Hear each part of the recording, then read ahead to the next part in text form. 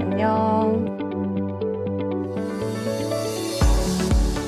저는 2002년도부터 일회용용품에 대해서 관심이 많아졌어요. 왜냐하면 우리나라에 그때서부터 테이크아웃 전문점들이 많이 생겼거든요. 그러면서 제가 커피도 마시게 되고 무언가 도시락 같은 걸 싸게 되면서 일회용품 사용이 급격하게 늘었었습니다.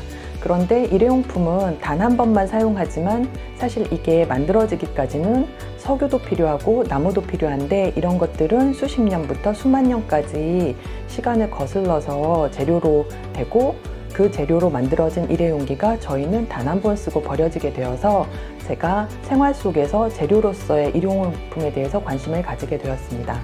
일회용 하루 작품은 제가 매일매일 현대인으로서 그리고 일반인으로서 사용되는 일회용 컵을 수집하게 되는데요. 그래서 어떻게 보면 작가의 입장이라기보다 그냥 평범한 보통 사람이 사용하는 일회용 컵이 어느 정도 되는지 궁금하기도 했고, 그리고 또 매일매일 하루가 어떤 면에서 보면 일회용 컵과 같이 일회용이라는 의미 때문에 제가 일회용 하루라는 제목을 달고 일회용 컵을 수집하기 시작하였습니다.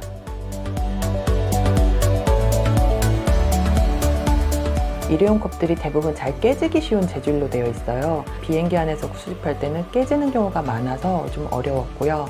그리고 병원 같은 치과 같은 데서는 위생상의 이유로 간호사들이 금방 치료가 끝나면 버리거든요.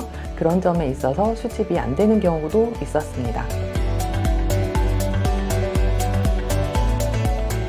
재료로서의 일회용 컵의 장점은 제가 일상생활에서 쉽게 수집할 수 있다는 것입니다.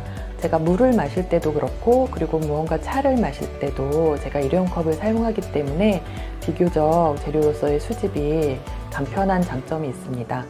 그리고 또 하나는 일회용 컵을 수집하는 데 있어서 제품 디자인의 형태와도 관련이 있는데요.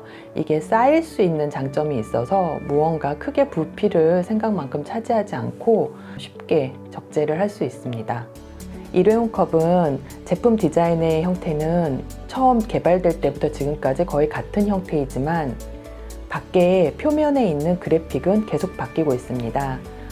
커피 회사나 아니면은 제품을 홍보하는 회사마다 그래픽 디자인을 바꿔서 계속 찍어내는데요. 그래서 한편으론 그게 제가 2008년부터 지금까지 모은 걸 보면 같은 커피 회사라도 브랜드의 그래픽 모양이 바뀌거나 아니면 홍보 문구가 바뀐 것들을 관찰할 수 있습니다. 그래서 기록으로서의 장점이 있습니다.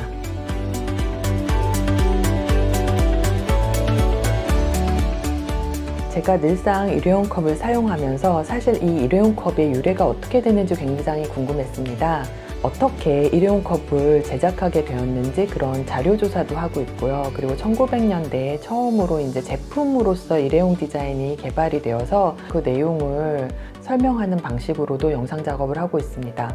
그리고 일회용 컵을 사진으로 촬영해서 그것을 종이에 출력해서 설치하는 일회용 하루 시리즈를 하기도 하고, 한 장소에서만 다른 시간대에 사용한 컵 사진들을 모아서 사진 작업을 한다든지, 일회용 컵이 자연의 재료로서 다시 자연으로 환원되는 것들을 점토로서 표현을 하기도 합니다. 일회용 컵도 사실은 수만 년에 걸쳐 만들어진 석유나 나무에서부터 시작이 되었어요.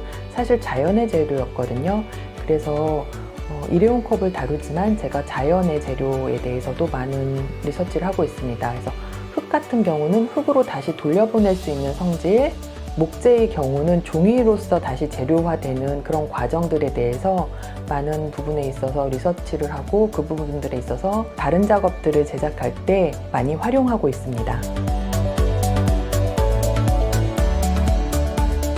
제 작업에서는 보통 흔히 화방에서 파는 재료나 도구는 필요하지 않습니다. 캔버스에 물감이나 붓, 아니면 나무를 자를 때 쓰는 톱이나 망치 이런 것들은 필요하지 않아요. 왜냐하면 제가 직접 사용했던 컵을 수집하기 때문에 보통 흔히 아는 미술 재료랑 도구랑은 다른 부분입니다. 그렇지만 제가 수집을 위해 지키는 원칙은 제가 직접 사용했던 컵만 수집하고, 또 하나는 컵 모양이 예쁘다고 해서 일부러 그 컵을 소비하는 행위는 하지 않습니다. 이렇게 하는 것이 저는 제 작업의 도구라고 생각합니다.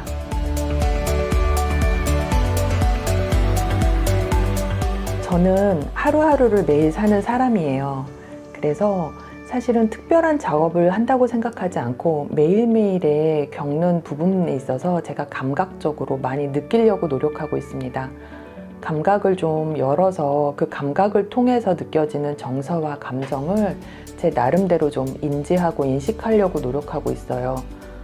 시간처럼 보이지 않게 지나가는 것들이 너무 많은데 그런 부분들을 잡아내고 여러분들하고 공감할 수 있도록 시각화하고 조형화하는 게 제가 생각하는 작가의 길이라고 생각을 해서 그런 부분에 있어서 노력하고 있습니다. 예를 들면 저는 음료를 마시더라도 감각적으로 많이 느끼려고 하고 있습니다. 이 액체의 온도가 달라지는 것을 손에서, 손바닥에서 온도를 느낀다든지 아니면 마실 때 뚜껑을 대고 마시는 것과 아니면 이 컵의 림 부분으로 느껴서 마실 때 혀에서 주는 감각도 굉장히 다르거든요. 그런 부분도 느끼려고 하고 있고, 이런 컵이라면 바닥면에 딱딱한, 굉장히 딱딱한 부분에 대한 감촉도 직접 느껴보려고 하고 있습니다. 감각적으로 제가 많이 느끼고 그거를 정서적으로도 변환시키고 감정적으로 느끼는 부분들이 공감대를 얻을 수 있는 조형 작품을 만드는 데 도움이 되는 것 같아요.